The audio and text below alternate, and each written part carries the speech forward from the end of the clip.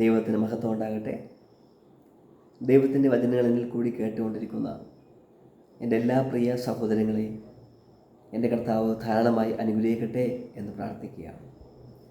ഇന്ന് ഞാൻ നിങ്ങളോട് സംസാരിക്കാൻ ആഗ്രഹിക്കുന്ന ഒരു വേദഭാഗം ലൂക്കോസിൻ്റെ സുവിശേഷം അതിൻ്റെ 4-ാം അധ്യായം അതിൻ്റെ 1-ാമത്തെ വാക്യത്തിൽ ഇപ്രകാരം പറയുകയാണ്: യേശു പരിശുദ്ധാത്മാവ് നിറഞ്ഞവനായി യോർദാൻ വിട്ട് മടങ്ങി, ആത്മാവ് അവനെ മരുഭൂമിയിലേക്ക് നിർത്തി എന്നവിടെ കാണിക്കുന്നു. എന്തിനു വേണ്ടിയാണ് കർത്താവ് പരിശുദ്ധാത്മാവ് നിറഞ്ഞു കഴിഞ്ഞിട്ട് നേരെ മരുഭൂമിയിലേക്ക് പോകാൻ കാരണം? മത്തായി എഴുതിയ സുവിശേഷം അതിൻ്റെ 4-ാം അധ്യായം അതിൻ്റെ 1-ാമത്തെ വാക്യത്തിൽ ഇപ്രകാരം പറയുന്നു: അനന്തരം പിശാചിനാൽ പരീക്ഷിക്കപ്പെടുവാൻ യേശുവിനെ ആത്മാവ് മരുഭൂമിയിലേക്ക് നടത്തി എന്നവിടെ കാണിക്കുന്നു. നാം ഒന്ന് തിരിഞ്ഞു നോക്കുകയാണെങ്കിൽ നമ്മുടെ ജീവിതത്തിൽ എപ്പോഴും പരീക്ഷണങ്ങൾ മാത്രമേ ഉള്ളൂ. ഒരുപാട് പരീക്ഷണങ്ങളും ഒരുപാട് പ്രയാസങ്ങളൊക്കെ നമ്മുടെ ജീവിതത്തിൽ കടന്നു വരാം. അതൊക്കെ തരണം ചെയ്യണമെങ്കിൽ, അതിനൊക്കെ ജയിക്കണമെങ്കിൽ നാം എന്ത് പ്രാപിച്ചിരിക്കണം? ദൈവത്തിൻ്റെ ശക്തിയിൽ നാം ബലപ്പെട്ടിരിക്കണം.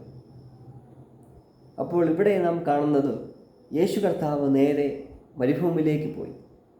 മരുഭൂമി എന്ന് പറഞ്ഞാൽ അവിടെ ശൂന്യ അവസ്ഥയാണ്, അവിടെ ഒന്നുമില്ല. കർത്താവ് 40 ദിവസം ഉപവസിക്കുകയാണ്. കർത്താവ് ഒന്നും കഴിച്ചില്ല. കർത്താവ് ഒന്നും കഴിച്ചില്ലെങ്കിലും പരിശുദ്ധാത്മാവിൻ്റെ ശക്തിയിൽ ഇങ്ങനെ നടന്നു വരികയാണ്. അവിടെ ഈ 40 ദിവസവും ഈ കർത്താവിൻ്റെ പുറകെ നടന്ന് കർത്താവിനെ ശല്യം ചെയ്യുന്ന ഒരാളെ അവിടെ കാണാൻ സാധിക്കുന്നു. ആരാണ്? പിശാച്. സഹോദരങ്ങളെ, എന്നെ കേൾക്കുന്ന സഹോദരങ്ങളെ, പരിശുദ്ധാത്മാവ് നമ്മളിലുണ്ടെങ്കിൽ ഒരു പ്രാർത്ഥിക്കുന്ന ദൈവ പൈതലിൻ്റെ ജീവിതത്തിൽ അവൻ ദൈവത്തെ ഒരുപാട് പ്രാർത്ഥിക്കുകയും അവൻ ദൈവത്തെ ആരാധിക്കുകയും ചെയ്യുമ്പോൾ അവന് ദൈവം പരിശുദ്ധാത്മാവെന്ന് വരം കൊടുക്കും. ഈ പരിശുദ്ധാത്മാവ് നമ്മുടെ ജീവിതത്തിലുണ്ടെങ്കിൽ വൻ പ്രതികൂലങ്ങളും പ്രതിസന്ധികളും നമ്മുടെ ജീവിതത്തിൽ കടന്നു വരും. ചില ആൾക്കാർ പറയുന്നത് ഞാൻ കേട്ടിട്ടുണ്ട്: പ്രാർത്ഥിക്കാതിരുന്നാൽ യാതൊരു കുഴപ്പമില്ല, പ്രാർത്ഥന അങ്ങോട്ട് തുടങ്ങുമ്പോഴാണ് ജീവിതത്തിൽ പ്രയാസങ്ങളും പ്രതികൂലങ്ങളൊക്കെ ഉണ്ടാവുന്നതെന്ന് ചില ആൾക്കാർ പറയുന്നുണ്ട്. അത് ശരിയാണ് കേട്ടോ. കാരണം നാം ദൈവത്തോട് പ്രാർത്ഥിക്കാൻ തുടങ്ങുമ്പോൾ നമ്മുടെ പ്രാർത്ഥനയെ എങ്ങനെയെങ്കിലും തകർക്കണമെന്നാണ് പിശാച് ആഗ്രഹിക്കുന്നത്.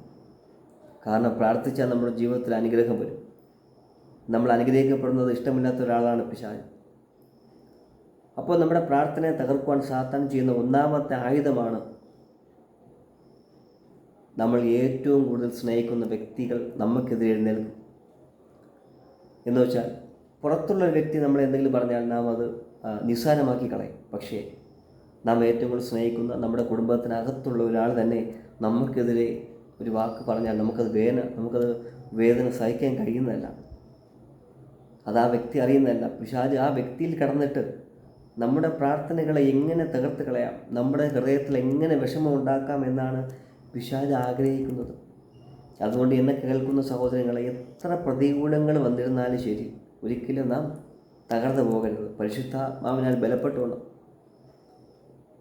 പ്രതികൂലങ്ങളെ തരണം ചെയ്യുവാൻ ഞാനൊരു വഴി നിങ്ങൾക്ക് പറഞ്ഞു തരികയാണിപ്പോൾ. നാം വീട്ടിൽ വെറുതെ ഇരിക്കുമ്പോൾ നമ്മുടെ മനസ്സിനകത്ത് പലവിധമാവുന്ന പ്രയാസങ്ങളും ഭാരങ്ങളും ആവുന്ന പല ചിന്തകളും പിശാച് നമ്മളിൽ കൊണ്ടിട്ടിട്ട് നമ്മളെ ദുഃഖിപ്പിച്ചുകൊണ്ട് നമ്മളെ ഹൃദയത്തെ കലക്കിക്കൊണ്ട് പിശാച് പോരാടും. വെറുതെ ഇരിക്കുമ്പോൾ പലവിധമാവുന്ന സാമ്പത്തിക കാര്യങ്ങളായിരിക്കും, അങ്ങനെ മറ്റ് പല കാര്യങ്ങളായിരിക്കും. അങ്ങനെ ചിന്തിച്ച് ചിന്തകൾ ഉണ്ടാക്കുന്നത് പിശാചാണ്. ദൈവത്തിൻ്റെ വചനം പറയുന്നത്, നിങ്ങളുടെ സകല ഭാരങ്ങൾ എൻ്റെ മേൽ ഇട്ട് കൊടുക്കുക, നിങ്ങളുടെ ഹൃദയം കലങ്ങിപ്പോകരുതെന്ന് പല വാക്യങ്ങളും ദൈവം നിങ്ങൾക്ക് തരികയാണ്. അപ്പോൾ പിശാച് നമ്മളെ ഹൃദയത്തെ കലക്കി കളയുവാൻ വേണ്ടി പല പരിപാടികളും ചെയ്യും. അപ്പോൾ നാം എന്ത് ചെയ്യണം? അങ്ങനെ ഹൃദയത്തിൽ ഭാരം തോന്നുന്ന സമയത്ത് നാം നമ്മുടെ റൂമിനകത്ത് കയറി ദൈവത്തോട് മുട്ടിപ്പായി പ്രാർത്ഥിക്കണം: കർത്താവേ, എന്നെ ഭാരപ്പെടുത്തുന്ന, എന്നെ വിഷമിപ്പിക്കുന്ന എല്ലാ വിഷയങ്ങളും എന്നെ വിട്ട് മാറി എൻ്റെ ഹൃദയത്തിന് സന്തോഷം തരണമേ. ഇവിടെ 40 ദിവസവും കർത്താവിനെ പരീക്ഷിച്ചുകൊണ്ടിരുന്നു പിശാച്. ലൂക്കോസിൻ്റെ സുവിശേഷം 3-ാം അധ്യായം 21-ാമത്തെ വാക്യത്തിൽ അവിടെ കർത്താവ് സ്നാനപ്പെടുന്ന ഒരു വാക്യമാണ് അവിടെ കാണാൻ സാധിക്കും. കർത്താവ് സ്നാനപ്പെട്ട് കർത്താവ് പ്രാർത്ഥിക്കുമ്പോൾ സ്വർഗം തുറന്ന് പിതാവായ ദൈവം ഒരു പ്രാവിൻ്റെ രൂപത്തിൽ ഒരു ദേഹരൂപത്തിൽ അവിടെ തൻ്റെ പുത്രൻ്റെ മേൽ ഇറങ്ങി വരികയാണ്. പരിശുദ്ധാത്മാവ് കർത്താവിൻ്റെ മേൽ ഇറങ്ങി വരികയാണ്. അപ്പോൾ പിതാവായ ദൈവം പറയുകയാണ്, ഇവനെൻ്റെ പ്രിയപുത്രൻ, ഇവനെൻ്റെ പ്രിയപുത്രൻ, ഇവനിൽ ഞാൻ പ്രസാദിച്ചിരിക്കുന്നു എന്ന് അവിടെ പിതാവായ ദൈവം പറയും. അത് കേട്ടുകൊണ്ടിരിക്കുന്ന ആരാ? നാം എന്ത് നല്ല കാര്യം ചെയ്യാൻ പോകുമ്പോഴും അവിടെ പിശാചുണ്ട്. അത് കേട്ടുകൊണ്ടിരിക്കുന്നത് പിശാചാണ്. ആ കേട്ടുകൊണ്ട് നിൽക്കുന്ന ആ വാചകത്തെ ഇവിടെ കർത്താവിനെ പരീക്ഷിച്ചപ്പോൾ ആ വാക്യം എടുത്തുകൊണ്ട് പിശാച് കർത്താവിനോട് പറയുകയാണ്. ലൂക്കോസിൻ്റെ സുവിശേഷം 4-ാം അധ്യായം അതിൻ്റെ 3-ാമത്തെ വാക്യത്തിൽ ഇങ്ങനെ പറയുന്നു, നീ ദൈവത്തിൻ്റെ പുത്രനാണെങ്കിൽ, പിശാചിനറിയാം ദൈവത്തിൻ്റെ പുത്രനാണെന്ന്, എങ്കിലും കർത്താവിനെ കുഴപ്പിക്കാൻ വേണ്ടി ചോദിക്കുന്നൊരു ചോദ്യമാണ്, നീ ദൈവത്തിൻ്റെ പുത്രനാണെങ്കിൽ ഈ കല്ലിനോട് അപ്പമായി തീരുവാൻ കൽപ്പിക്കുക. ഈ 40 ദിവസം കഴിഞ്ഞപ്പോൾ കർത്താവിന് വിശന്നു. അങ്ങനെ കർത്താവ് ഒരു കല്ല് കയ്യിലെടുത്തു. അപ്പോൾ പിശാച് വന്ന് പറയുകയാണ്, നീ ദൈവത്തിൻ്റെ പുത്രനാണോ? ദൈവത്തിൻ്റെ പുത്രനാണെങ്കിൽ നീ ഈ കല്ലിനെ അപ്പമാക്കുവാൻ കൽപ്പിക്കുക. അങ്ങനെ പല വിധമാവുന്ന പരീക്ഷണങ്ങൾ കൂടി കർത്താവ് അവിടെ അതിജീവിച്ചു.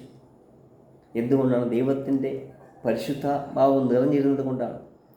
അതുകൊണ്ട് ഞാൻ എന്നെ കേൾക്കുന്ന സഹോദരൻ നിങ്ങളോട് പറയുകയാണ്, നിങ്ങളുടെ ജീവിതത്തിൽ നിങ്ങൾ പ്രാർത്ഥിക്കുന്ന വ്യക്തിയാണെങ്കിൽ, നിങ്ങൾ ദൈവത്തെ വിശ്വസിക്കുന്ന ഒരു വ്യക്തിയാണെങ്കിൽ, നിങ്ങളുടെ ജീവിതത്തിൽ വരുന്ന സകല പ്രതികൂലങ്ങളും അത് നിങ്ങളെ നശിപ്പിക്കുവാൻ വേണ്ടിയല്ല. പിശാചൻ നിങ്ങളെ ഒന്നും ചെയ്യാൻ സാധ്യമല്ല. നിങ്ങൾ പരിശുദ്ധാത്മാവിൽ നിറഞ്ഞുകൊണ്ട് നിങ്ങൾ ദൈവത്തെ ആരാധിക്കുമ്പോൾ, ദൈവത്തോട് പ്രാർത്ഥിക്കുമ്പോൾ പ്രതികൂലങ്ങളുണ്ടാവും. ഈ പ്രതികൂലങ്ങൾ കണ്ട് നിങ്ങൾ ഭയപ്പെടേണ്ട. മുട്ടിപ്പായി ദൈവത്തോട് പ്രാർത്ഥിച്ചാൽ ഈ നാളുകളിൽ നിങ്ങളുടെ പരീക്ഷണങ്ങളെ ദൈവം മാറ്റി ദൈവം നിങ്ങളെ അനുഗ്രഹിക്കുക തന്നെ ചെയ്യും. പിശാച് കൊണ്ടുവരുന്ന സകല പരീക്ഷണങ്ങളിൽ നിന്നും നാം ജയം പ്രാപിക്കണം. ഈ ജയം പ്രാപിക്കണമെങ്കിൽ ദൈവത്തിൻ്റെ പരിശുദ്ധാത്മാവ് കൂടിയേ മതിയാവും. ഈ ദൈവത്തിൻ്റെ സാന്നിധ്യം നമ്മൾ ഉണ്ടാവണമെങ്കിൽ നിരന്തരം ദൈവത്തോട് പ്രാർത്ഥിക്കണം. ഇന്ന് നമ്മുടെ ജീവിതത്തിൽ പ്രയാസങ്ങളും പ്രതികൂലങ്ങളൊക്കെ ഉണ്ടാകുന്നത് എന്തിനു വേണ്ടിയാണ്? നമ്മുടെ ജീവിതത്തിൽ ഓരോ പരീക്ഷണങ്ങളുണ്ട്, ഓരോ പരീക്ഷണ ഘട്ടങ്ങളുണ്ട്. ഓരോ പരീക്ഷണ ഘട്ടങ്ങൾ കഴിയുമ്പോൾ ദൈവം നമ്മളെ അനുഗ്രഹിക്കുക തന്നെ ചെയ്യും. അതുകൊണ്ട് എത്ര പ്രതികൂലങ്ങൾ വന്നാലും, എത്ര പ്രതിസന്ധി വന്നാലും നിങ്ങൾ പതറിപ്പോകാതെ ദൈവത്തിൻ്റെ സന്നിധിയിൽ മുട്ടിപ്പായി പ്രാർത്ഥിക്കുമെങ്കിൽ ദൈവം നിങ്ങളെ കഷ്ടതയും നിങ്ങളുടെ പ്രയാസമൊക്കെ മാറ്റി ദൈവം നിങ്ങളെ അനുഗ്രഹിക്കുക തന്നെ ചെയ്യും. അതുകൊണ്ട് കർത്താവ് ഇവിടെ പിശാചിനോട് പോരാടുവാൻ പരിശുദ്ധാത്മാവ് നിറഞ്ഞതുപോലെ എന്നെ കേൾക്കുന്ന സഹോദരങ്ങളെ, നിങ്ങളുടെ ജീവിതത്തിൽ കഷ്ടവും പ്രയാസങ്ങളൊക്കെ ഉണ്ടെങ്കിൽ നിങ്ങൾ ദൈവത്തിൻ്റെ കൃപയിൽ ബലപ്പെടുക, ദൈവകൃപയിൽ ബലപ്പെടുക. പലവിധമാവുന്ന പരിഹാസങ്ങളൊക്കെ നിങ്ങളുടെ ജീവിതത്തിലുണ്ടാവാം, കുത്തുവാക്കുകളുണ്ടാവാം, ആക്ഷേപം ഉണ്ടാവാം, നിന്ദകളൊക്കെ നിങ്ങളുടെ ജീവിതത്തിലുണ്ടാവാം. ഇതൊക്കെ എന്താ? ഒരു പരീക്ഷണമാണ്. ഈ പരീക്ഷണങ്ങളൊക്കെയും ദൈവം നമ്മുടെ ജീവിതത്തിൽ നിന്ന് മാറ്റി ദൈവം നമ്മളെ അനുഗ്രഹിക്കുക തന്നെ ചെയ്യും എന്ന് പറഞ്ഞുകൊണ്ട് എൻ്റെ വാക്കുകൾ ഞാൻ അവസാനിപ്പിക്കുകയാണ്. ദൈവം നിങ്ങളെ അനുഗ്രഹിക്കട്ടെ. ആമേൻ, ആമേൻ.